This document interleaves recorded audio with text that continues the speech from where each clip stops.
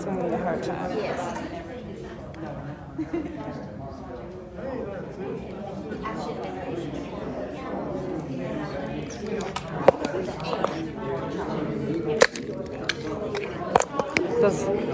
No, it doesn't want to rotate. So we're good. We're just going to do it that way.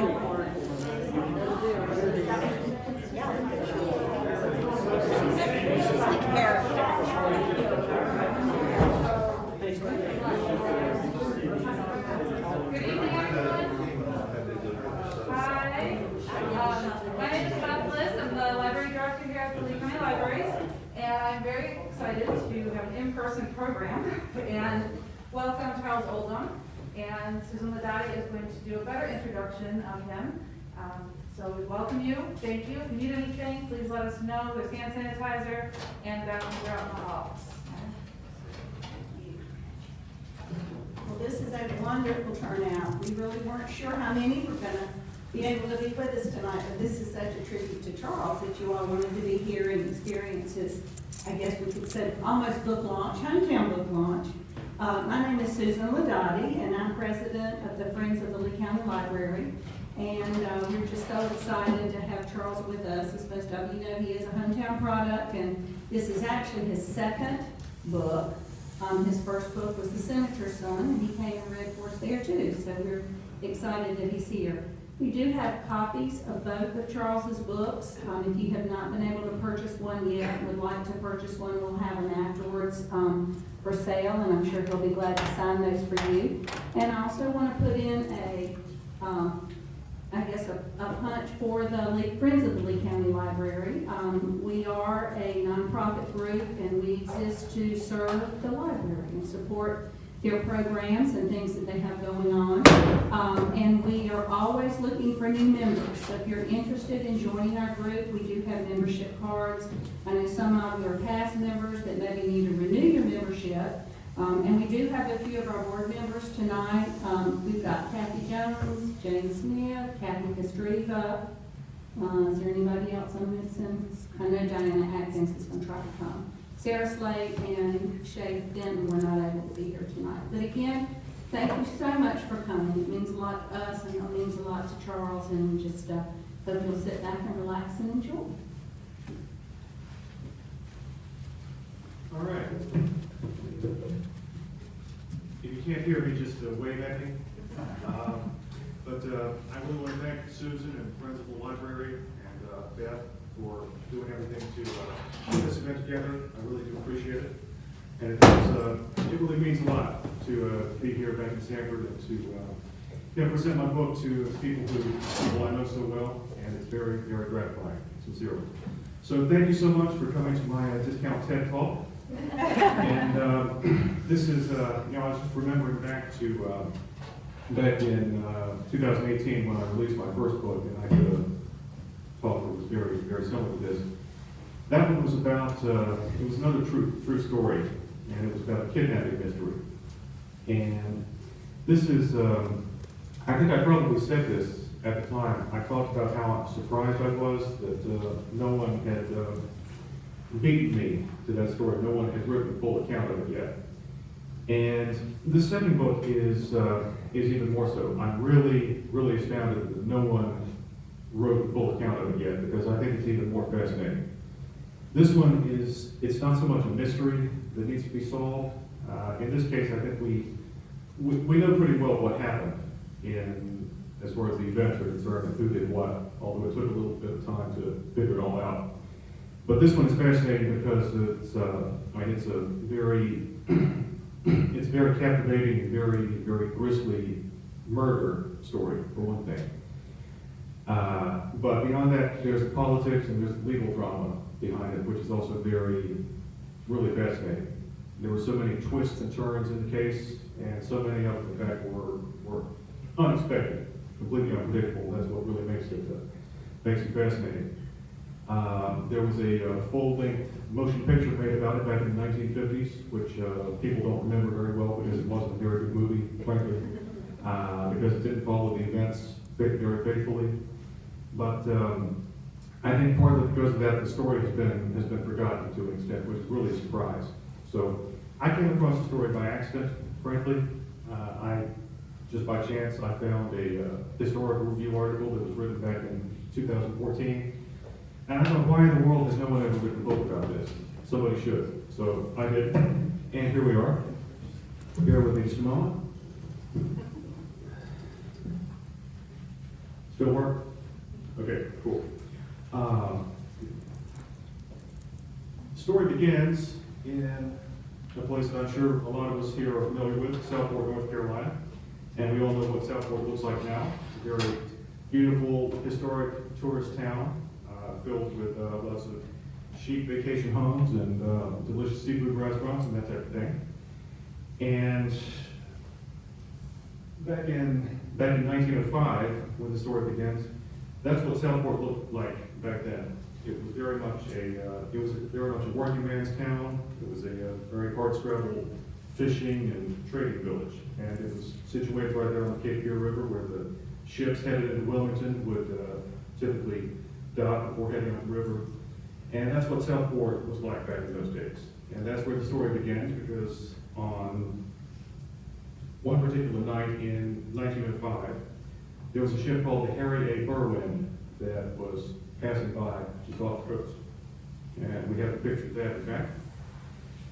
Really, it's just by chance that this murder case turned into a North Carolina murder case, because this particular ship, this was part of a months-long voyage that it was on.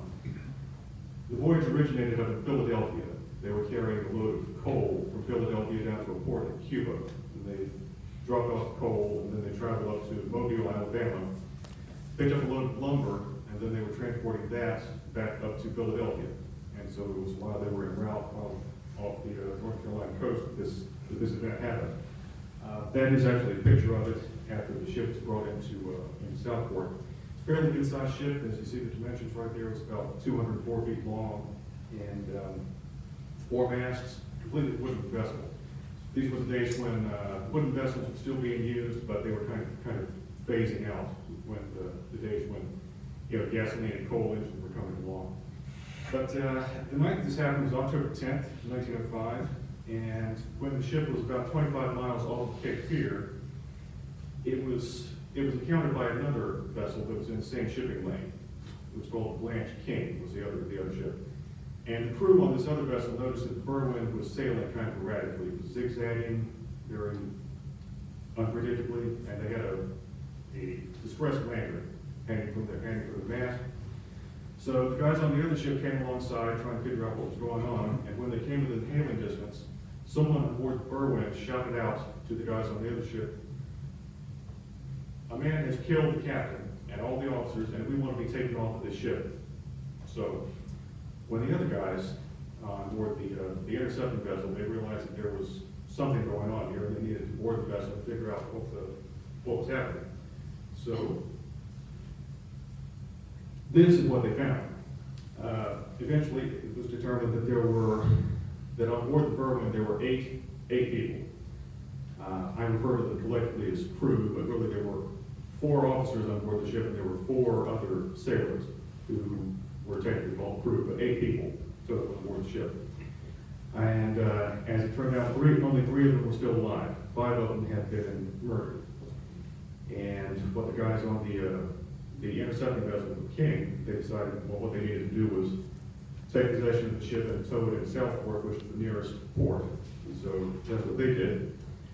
Also, once they were on board the Berwyn, they discovered the captain's logbook, which was still surprisingly in the captain's cabin, which was in much disarray, like somebody had made a mess in there trying to conceal evidence and that type of thing.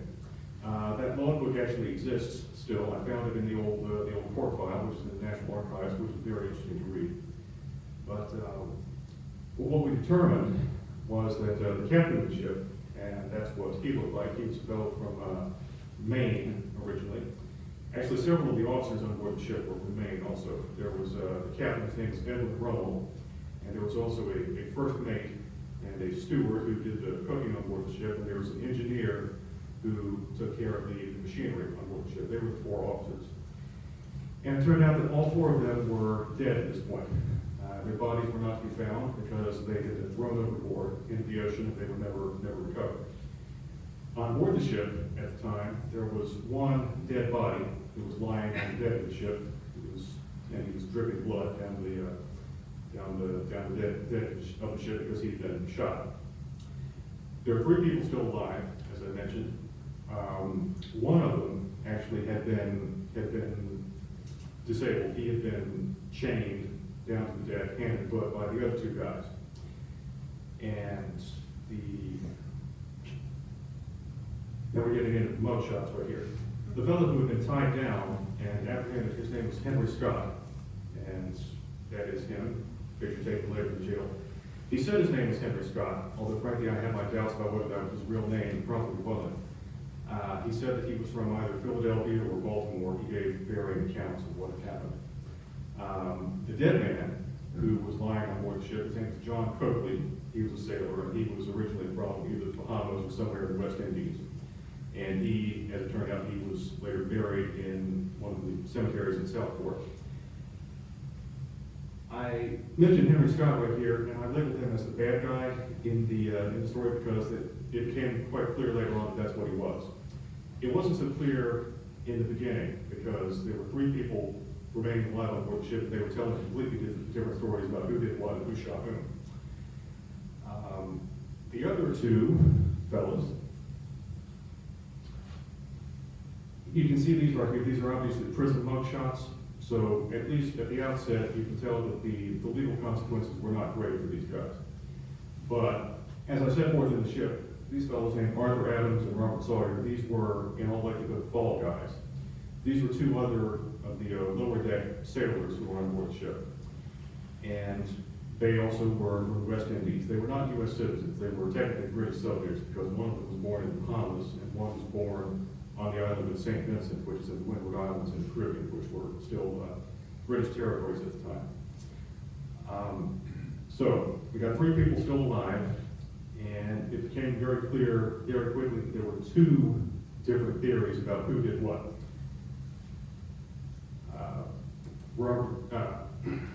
Henry Scott told a story whereby supposedly the other 3 sailors, Mr. Adams, Mr. Sawyer, and Mr. Coakley, the dead man, were behind all the killing, whereas Sawyer and Adams claimed that Scott did all the killing. And if we can go on to the next slide, you can see this is an example of what the dynamics of the ship would look like at the time. These are not pictures of the Berlin itself. These are photos of another vessel which is very similar in design to it. This is sort of an idea of what it would look like back then. The ship was a pretty spacious ship. It was 204 feet long. There were different structures built on the decks of the ship. One thing that you see right here, the forecastle, that was basically the bunkhouse where the sailors slept. There was also the captain's cabin. There was a galley also, and an engine room on board the ship. So even though it was a vessel, when you think about ships being pretty close quarters, there was actually a good bit of space on board the ship, so it was sort of a forensics nightmare, as you might say. I mean, back then there was really no sense of crime scene forensics, but it was hard to kind of go through that ship and figure out what happened where, especially when people were telling different stories. So we can go on to the next slide. This is sort of a crude drawing that appeared in one of the newspapers back then of 2 of the sailors grappling with each other on the deck of the ship, sort of an indication of what might have happened. There were blood stains found on different portions of the ship, on the deck, and in some of the rooms. So that just added to the confusion about who did what. So the result was that the ship was brought into Southport, and this is actually kind of interesting. These are some old photos of what Southport looked like at the time. Photo of the old Brunswick County Jail, which still exists right now. It's a local history museum these days. And you see the old Brunswick County Courthouse right there, which still stands. The building's still there, although it's not used as a courthouse any longer. And that courthouse was the location of the first hearing in the case. The murder case turned out to be a federal trial because the murder took place on board on the ship at sea, so it was not a state jurisdiction murder case. And that turned out to be very fortunate for the guys on trial because, especially at the time, there were a lot more rules, and there was a lot more appeal. There were more opportunities for appeal and a lot more oversight when it came to federal trials. And that turned out to be very significant later on in the trial process. So the first thing they did after these guys were taken into custody was that there was a preliminary hearing at the Brunswick County Courthouse in Southport before a federal magistrate. And what you see right here, this basically summarizes the whole thing. And at this point, we get into the unfortunate racial dimensions of the entire trial, because as it turns out, 4 officers who we know were murdered and their bodies were thrown overboard, all 4 of them were white. And the 4 sailors, including Mr. Coakley, who was dead, but the 3 guys who were now on trial for the murders were all of African descent. So, and this was in 1905 in eastern North Carolina. And you can kind of imagine sort of the historical significance of that, and we'll get into that in just a moment. But they had this preliminary hearing in Southport, and as I said, 2 different stories. Mr. Adams and Mr. Sawyer, they were very consistent in everything that they testified all throughout the process. They maintained all along that this guy, Henry Scott, was the sole murderer. And the way they described it was that this Mr. Scott, he surprised them early one morning while they were asleep in their bunks. They started hearing gunshots out on the deck, and then this Mr. Scott came along and holding a gun and said, "You guys are going to have to do exactly what I say, because I'm going to kill all of these white guys." There were some expletives in their testimony, which I'm not going to read here, but you can kind of imagine how that went.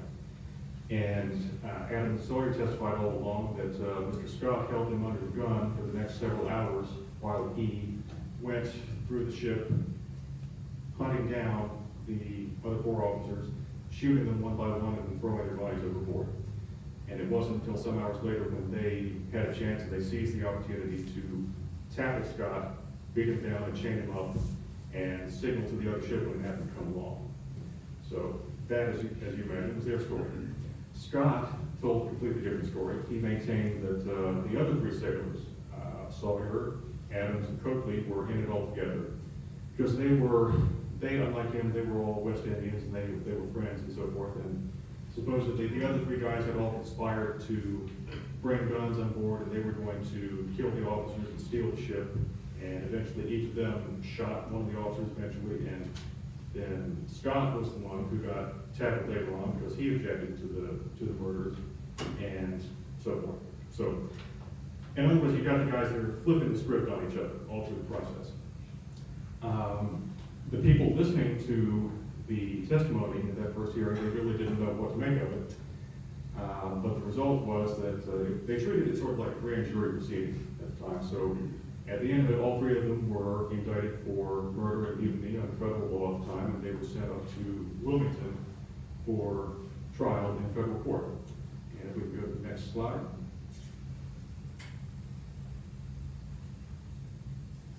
And again, 1905 was when this happened, only 7 years after the infamous 1898 race insurrection that happened in Wilmington. And there have been many books written about this in the past few years, which is frankly great. A lot of time went by when most folks, even here in North Carolina, really didn't have any idea about what happened in Wilmington. But it's what we know now is that prior to 1898, Wilmington was a fairly progressive town that had a population of both black people and white people, many middle-class people who were doing well. It was a vibrant community of African Americans who were prospering in the trades and professions and so forth. And it actually had a mixed-race government for a while in the 1890s, until 1898, when there was an initiative which was really started by basically the Democratic Party at the time, which was a completely different institution from what it is now. They called it the White Supremacist campaign, where a lot of the, you might say, some of the upper class, the business elites in Wilmington and Eastern North Carolina decided that they were going to seize political power from this more progressive, mixed-race coalition that had been running the city for a while. I can mention in particular, if you want to see a really good source about how all that went down, I'm going to recommend this particular book, Wilmington's Lie by David Zucchino, which was published just last year, which really tells the full story about how all of that went down. Mr. Zucchino, he actually won the Pulitzer Prize for that book, and he was kind enough to review my manuscript at the time, and he gave me a very nice editorial review for it. So, One Good Turn deserves another, so please read this book when you have a chance. But the culmination of it was the Wilmington race insurrection in late 1898, shortly after the election of 1898, when this coalition of white supremacists decided to violently overthrow the city government in Wilmington, and it was bloody. Went very badly. There were varying theories about how many people died as a result of it, but probably about 60 people were killed, shot dead in the streets of Wilmington in what was essentially a coup d'etat. I can share one quote with you that has become kind of infamous now. This comes from a fellow named Alfred Moore Waddell, who was one of the leaders of the insurrection. And the way he described it at the time was when he was speaking to a crowd in Wilmington shortly before they decided to march on City Hall. This Mr. Waddell was sort of addressing his troops and inspiring them to take control by force. He said, "We will never surrender to a ragged rabble of Negroes, even if we have to choke the current of Cape Fear with carcasses." So, that gives you an idea about what their sentiments were at the time. But that was Alfred Moore Waddell. He was sort of the ringleader of the insurrection. So by 1905, these guys had taken complete control of the city government in Wilmington. So if that gives you some idea of what kind of atmosphere these guys were facing when they found themselves placed on trial for murder and killing poor white people in Wilmington. We can go to the next slide. Incidentally, that's what they call the old federal courthouse and post office building in Wilmington. That's where the trial was held. That building's not there anymore. Actually, it was on Front Street, right down about a block from the waterfront, not far from where the current federal courthouse is. That was a pretty ornate old brownstone building, which they unfortunately tore down back in the 1930s. The brownstone actually was quarried here in Lee County. This is a little bit of a local connection there.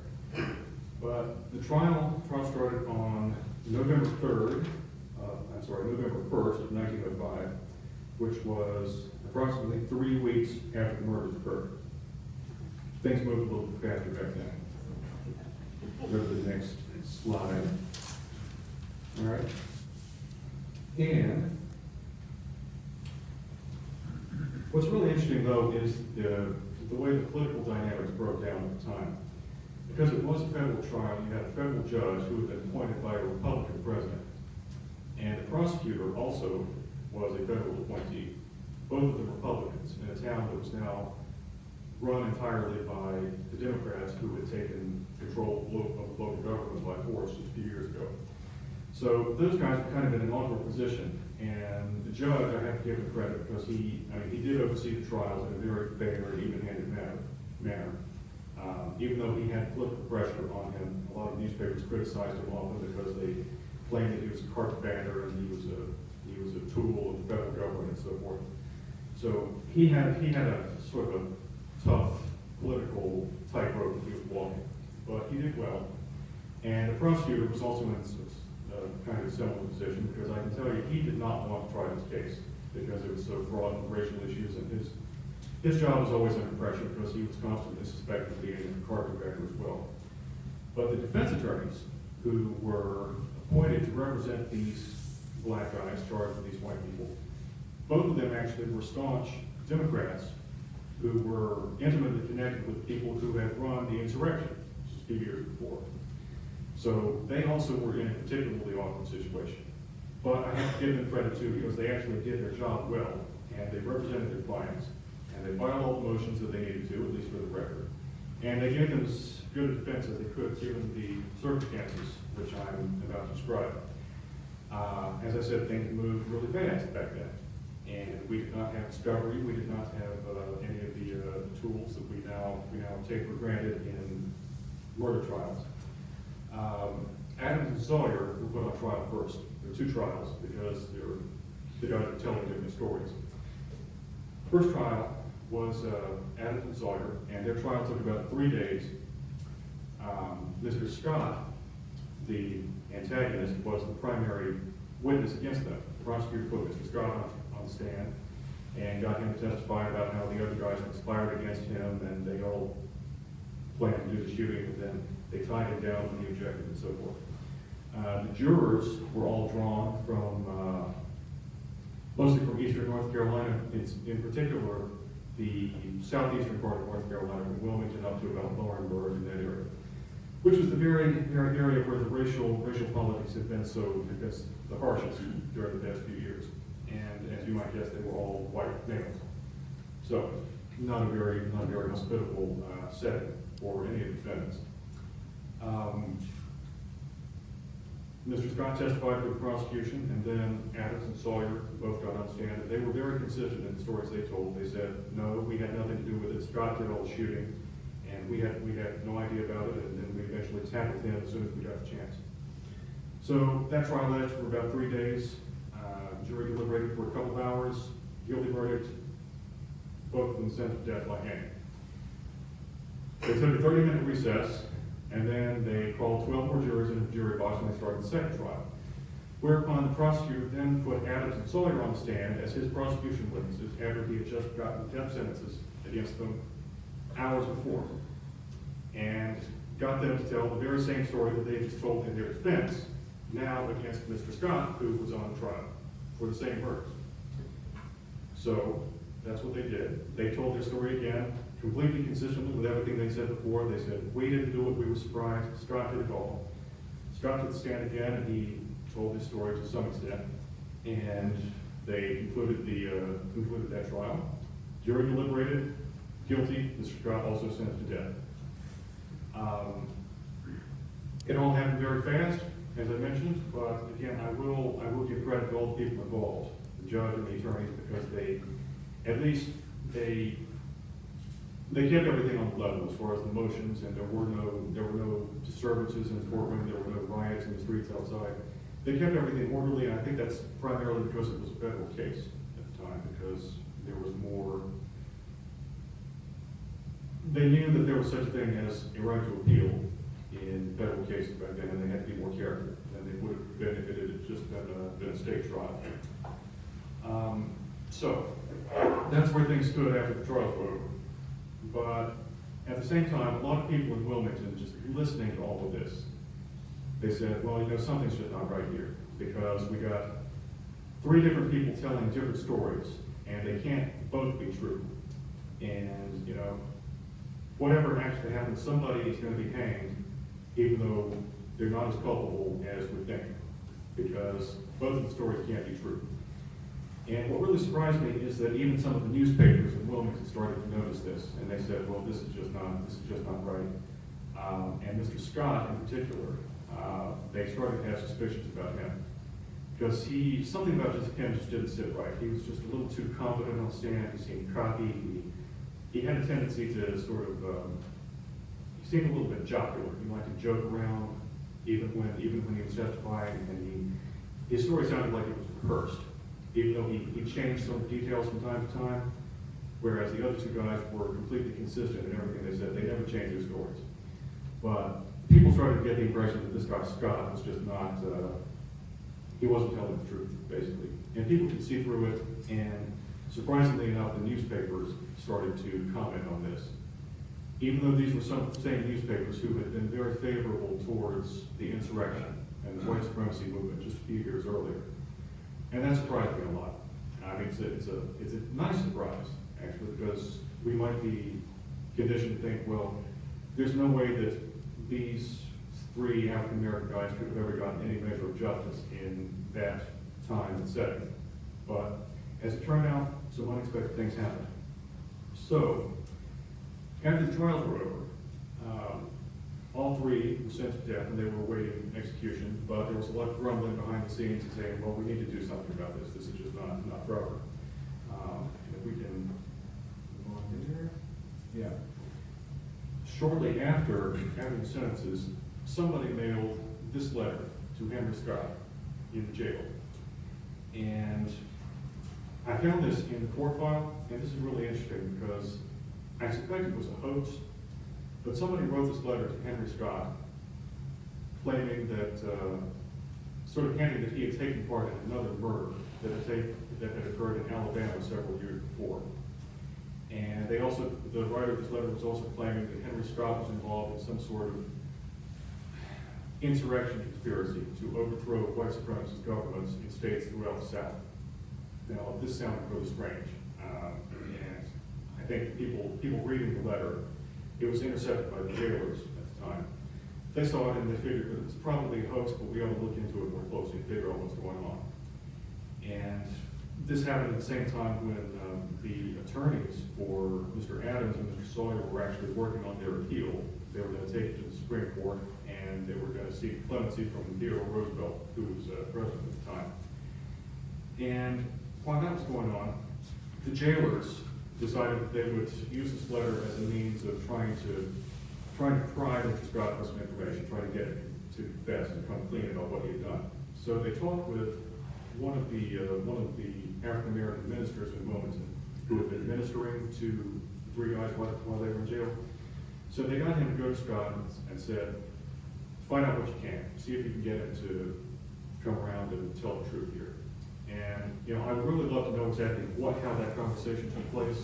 I don't know exactly what was said, but as it turned out, this minister, I don't know how he did it, but he got Henry Scott to come around and give at least a partial confession at first.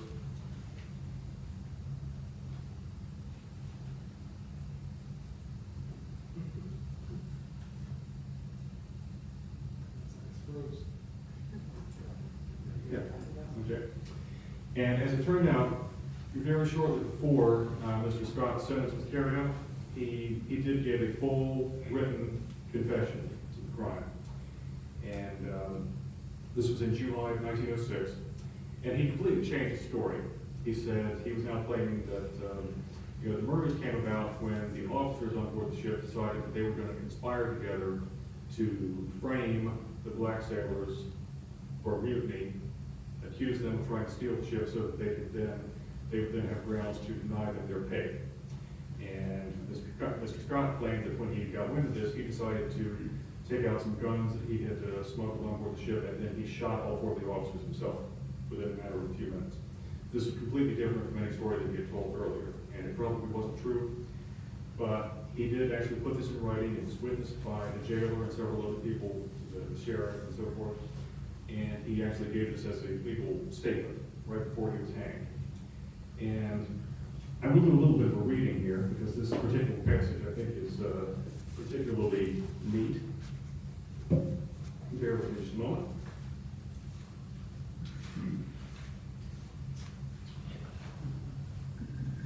This is what Henry Scott said while he was in the Wilmington jail, and he was standing on the trapdoor of the gallows right when they were about to put the rope around his neck and hang him. He said, "Keep quiet," Scott commanded of the crowd. "I want to give you gentlemen some good advice. We are all men, and we are all born of women. I am talking to you now, white and colored. The white and colored are the same to me, and when a man killed another, the best thing to do is put him out of business. I am not trying to shield Sawyer and Adams. Let them go to the world as traitors and scoundrels. The power I now have, President Roosevelt has not. Nobody can save them but me. I released them to the world as two innocent men, and so is Coakley, but I don't know where he is now. The officers of that vessel treated me dirty and violated the laws of God and righteousness. I want to tell you now, I did not kill these men because they are white. I was going to kill Adams, Sawyer, and Coakley and throw them overboard. So I just want to show you that I did not kill them because they were white, but because they were dirty. If they had been colored, I would have killed them the same way." Does the word narcissist come to mind? It does to me. We can't really diagnose someone clinically 100 years after they're dead. But this guy Scott, whatever his name was, I think he faked his name. But it's pretty clear that this guy was he was a psychopathic killer and a narcissist. Of course, I get into the weeds of that in the book about psychological characteristics and so forth, but he was a bad guy. There was still the issue of Mr. Sawyer and Mr. Adams, who were still under sentence of death, and they were awaiting execution. But Mr. Scott, at least, had confessed at this point, and so Adams and Sawyer, they got a new attorney. His name is George Roundtree, and he was probably the best attorney in Wilmington at the time. He was a Harvard grad, very, very high up in the town's social hierarchy. His father-in-law, in fact, had been the Attorney General of the Confederate States back during the Civil War. And Mr. Roundtree himself had been one of the ringleaders of the insurrection. Years earlier, he had been one of the guys leading the crowd when they were marching through the streets, actually shooting black people down and so forth. But he actually came in and took these guys' defense at the time. He took the case to the Supreme Court, in fact. They didn't win in the Supreme Court because the laws were simply different back then. I mean, the Supreme Court at the time, they didn't really consider issues like, you know, racial discrimination in court trials and jury selection and that type of thing. It wasn't until at least the 1930s, probably the 1960s, when the Supreme Court really started to give serious attention to that. So they didn't win in the Supreme Court, but they did take clemency petition to Theodore Roosevelt, who, as president, he had clemency power at the time because it was a federal case. What you see right here, this is the front page of the clemency petition. And one thing you do notice, and I was really astounded when I saw this, that signature towards the bottom of the page, which is underlined, it says A.M. Waddell, Mayor of Wilmington. That is the signature of the man who made that statement about choking the river with carcasses of black people. He actually signed the clemency petition. Now, you might wonder to yourself, I mean, why would he bother? You know, if that was his bent of mind after they'd gone to all the trouble of, you know, carrying out a violent insurrection based upon race. You might say that's as much a psychological question as anything. I can tell you that Mr. Waddell actually was the law partner of one of the defense attorneys who had represented Adams and Sawyer at the trial. So he had some connection there. He may have done this sort of as a favor to his younger associate. It may be that you know, by 1905, you know, Mr. Waddell and the other people in his party, they knew that they were in firm control of the city, and you know, it wouldn't really do them any harm to extend a little bit of mercy in a case like this. So that's what they did. But I can tell you, long story short, it worked because they took this petition to Theodore Roosevelt, and he hammered on it for a little while. He hesitated, but eventually he granted them clemency. He didn't pardon them. He just commuted their sentences from death to life in prison, which you might say was not much of a victory. But it spared their lives at least. They were sent to the federal penitentiary in Atlanta, and they started serving their time there. Story doesn't end there. I'm not going to give it all away. But by 1912, though, I can tell you that they were free men, as amazing as it seems. There was another fellow who came into the case, and this is very, very interesting, I thought. 1912, they actually had a second clemency petition that was taken to William Howard Taft, who was president by that time, and he commuted their sentences from life in prison to time served, so that they could actually be released from prison. That headline here is a little bit misleading. They didn't get a pardon. He didn't exonerate them, but they did. It was essentially a recognition that they had been wrongly convicted and they were released from prison. This was due to some intervention, I think, by the British Embassy. They got involved because, as you recall, these two guys, they were British subjects born in the Caribbean. And it was also due to some very helpful intervention by some of the people in Wilmington who were friendly with the British Embassy. And that's all in the book, of course, too. Last thing that I point out is that, you know, we've all seen this movie, of course. You remember the guy who played the druggist in the movie, who was drunk, and he almost made a mistake where he almost poisoned his kid's prescription and so forth. And you know, he ended up going to prison because of that. The actor who played him in that movie, that was in the 1940s, but back in the 1910s, that actor's name, his name was Henry Warner, and he was a big stage actor at the time. And he was the one who actually helped Mr. Adams and Mr. Sawyer get their clemency petition. Because he was for reasons that are not entirely clear, he was really active in the prison reform movement back then. And he made contact with these guys, and he got his personal attorney to put in a lot of time in the case to pursue that clemency petition. So he was involved in that. And that eventually is what made the difference to help these guys get out of prison. There was, I told you there was a film version of the story made. That's in 1958. The film was called The Decks Ran Red. Had James Mason and Dorothy Dandridge in it. They used to show it on Turner Classic Movies from time to time. I don't know if they still do, but it's been a while that they did occasionally. This movie was really not a financial success, and it wasn't a critical success either, because as you can sort of see from this depiction right here, it doesn't look like anything that I've been describing. There were no females on board with it. There was no damsel in distress or anything like that. It was they took the case and they updated it from the 1910s up to the 1940s, and they set it on this modern day steel cargo vessel, and there were about 30 people on board the vessel, and it was just and they turned it into some film noir type of nonsense with a whole bunch of sexual tension and so forth. And I don't know why they even bothered to even pretend that it was a true story and use real names, considering the way they butchered the story and so forth. But that movie was not very good at all. It was flopped. People thought it was silly and unrealistic, and it was. Frankly, I think a much better film could be made based on a true story, which I think is fascinating enough in its own right. Because it's such an unexpected story about how things can turn out contrary to the historical and political trends that you would expect in a given time and place. This actually has a happy ending, if you can believe it. It's a story of how justice can actually persevere even in the worst of times and in the worst of places. And it's a story about how, even in those days, Eastern North Carolina was really not such an irredeemably racist place after all. So a little counterbalance to a lot of the prevailing literature that we've seen over the past few years. It's certainly part of the same narrative, but I think it's an important story. And so that's why I took the time to tell it, because I thought it needed to be done in that way. So there you have it. And I'd be happy to hear any thoughts or questions that anybody has. Don't be shy. So how long did it take you from start to finish, do all the research and write the book?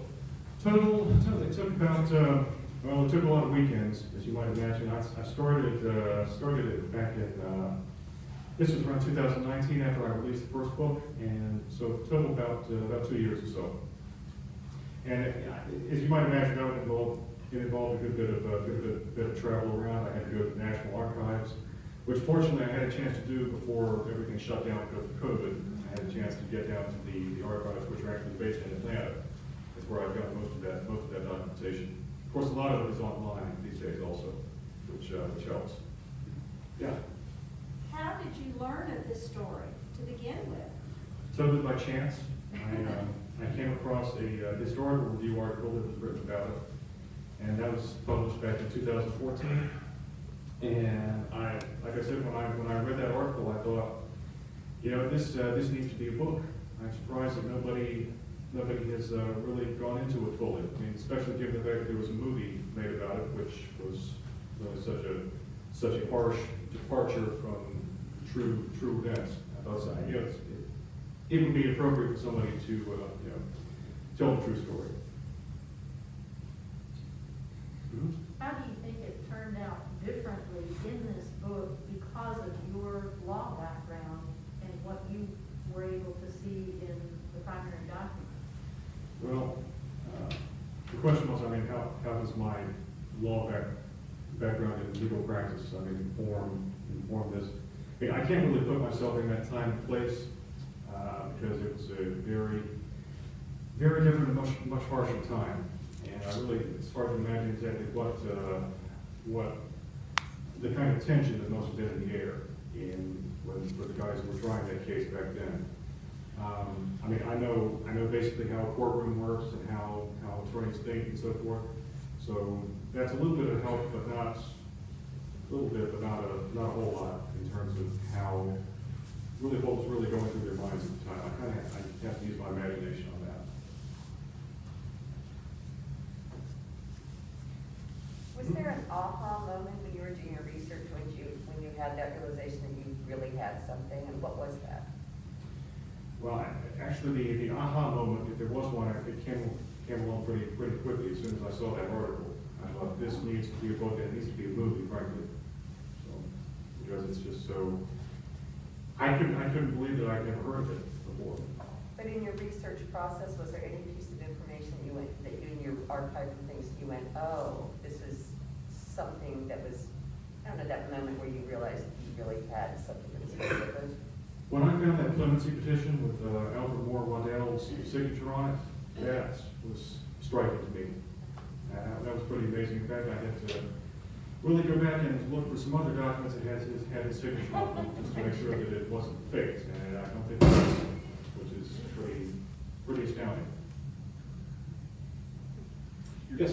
Your research tell you how the prosecution was able to get Scott, who was charged with murder, to take the stand and testify against the other two defendants when he could have just exercised his right to remain silent, and vice versa? Well, that's kind of funny, because one thing I did notice was that they, when they were actually put on the stand, the prosecutor read them their rights, essentially a version of the Miranda warning as we've heard today.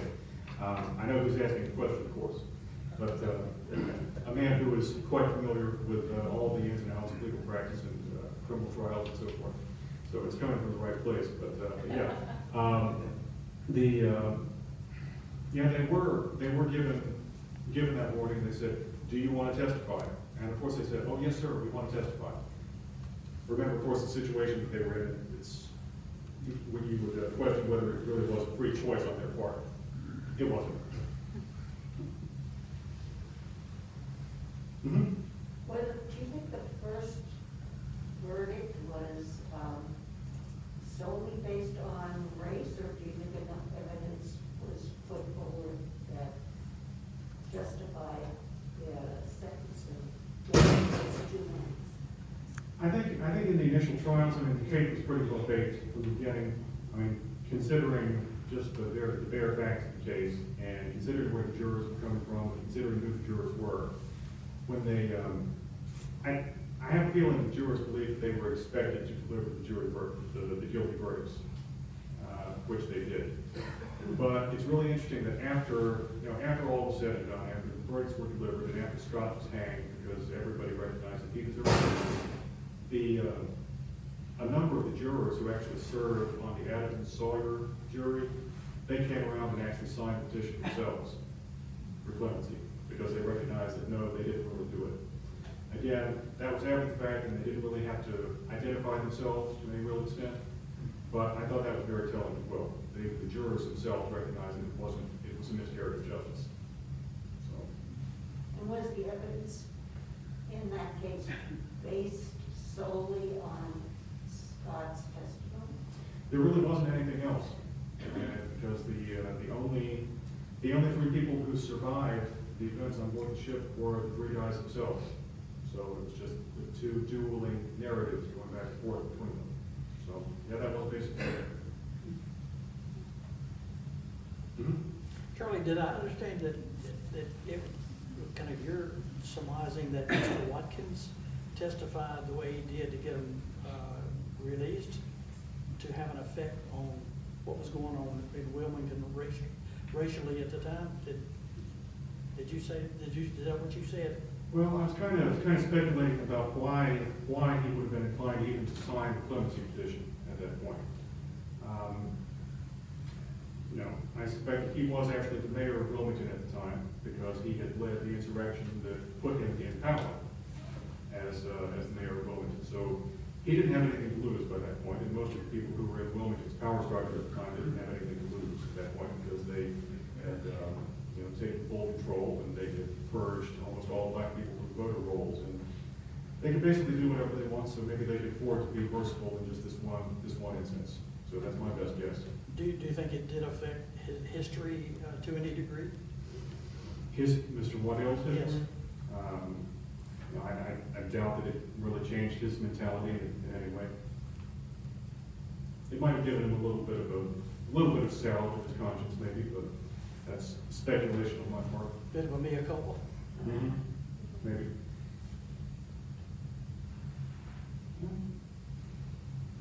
Anything else? I was pretty intrigued by the character of Henry Warner and his part in the story. And I had to, am I true in assuming that the two, Adams and Sawyer, thought that they would eventually be free? And then, sort of all along, or maybe I was hopeful. And then we get this Henry Warner who's an actor whose father was an actor committed suicide, and he was in remorse, and then he had to play a part of a person in prison, and he had this great empathy and started a fund. So I'm just connecting the hope that those two had, and the sort of synchronicity or divine mystery or whatever of linking up with this person and connecting with him. Could you elaborate a little bit on Henry Warner? Yeah, we'll just reiterate. Henry Warner was the actor who later played Mr. Gower in the movie, but back in the 1910s, he was well known for stage roles. And one particular role that he played was in an O. Henry play. It was about a guy who was wrongly accused and sent to prison. And as far as I can tell, Henry Warner, by taking that role, it sort of aroused an interest in his mind about prison reform. And he announced in the press that he was going to take all the proceeds from one of his performances and he was going to donate it to the legal defense of men who were serving life terms in prison. And I don't know exactly how the connection was made, but apparently Adams and Sawyer, while they were serving time in the Atlanta Penitentiary, they found out about this. They must have had some sympathetic person there on the prison staff who tipped them off about it. But Adams and Sawyer then wrote to Henry Warner and said, hey, we're wasting away in prison here for a crime that we didn't commit. Can you help us? And remarkably enough, he responded to that, and he got up with his personal attorney and put his attorney on the case to start investigating. And it was through his efforts that second clemency petition was arranged, and they got all the former jurors to sign. Eventually, even the judge and the prosecutor came along too. I didn't mention that, but the judge and the prosecutor also signed on and stated that they wanted to see these guys released from prison. So, and that really was the pleasure to the whole thing. So it was just it was the result of a very lucky confluence of events, which eventually got these guys out of prison. It's one in a million, it really is. Yes? You had said that you thought there was a good chance Henry Scott might have fudged on his name, and also that he probably fudged on his confession as well. So there must be maybe some background that led you to doubt that, or I wondered what other evidence was swirling around out there that might have made him so suspect. Well, he changed his story so many times that there was really no way to keep track of, really to determine exactly what happened. But he clearly had a credibility problem. And the people who watched him testify, throughout the whole process, they could see that he really enjoyed being the center of attention, and he enjoyed, keeping people hanging on his words and so forth. And that really is the hallmark of a true sociopathic mind. And even towards the very end, right as they were about to hand him his final version of the story, was something that was just completely silly. He talks about how he had drawn a gun himself and he had shot all four of the officers, even though all four of them were carrying guns, and he killed all four of them, but they never got off a shot against him, and so forth. It was just, this was a person who enjoyed screwing around with people, basically. Not just screwing around with them, but killing them as well. So he was just, it would not surprise me at all if he had other crimes under his belt before he ever went on that ship, which leads me to suspect that the name that he signed on the ship's register probably was not his true name. And in fact, some of the witnesses who testified, who were from the shipping company, they alluded at that as well. They said, you know, we don't really know anything about his background, so we may apply to get on board the ship.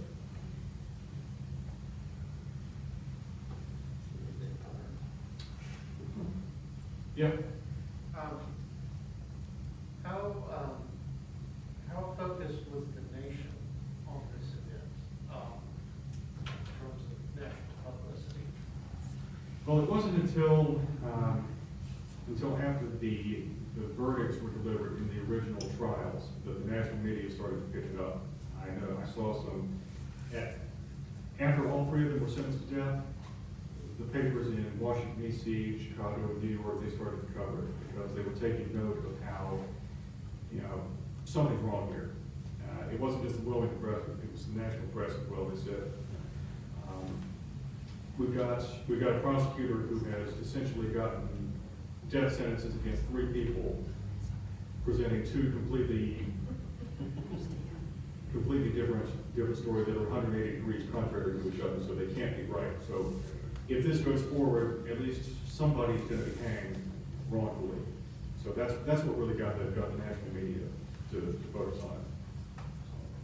But yeah, there was national media attention to it, and especially so later on after when the pardons came down, or I should say the clemencies.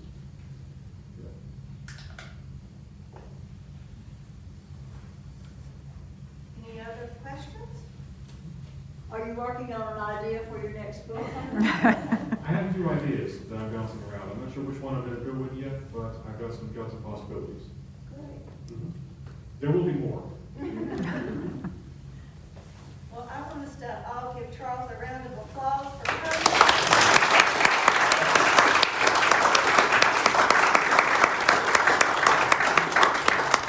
And as I said earlier, he is available to autograph your books. We do have extra copies back here if you came in, we're not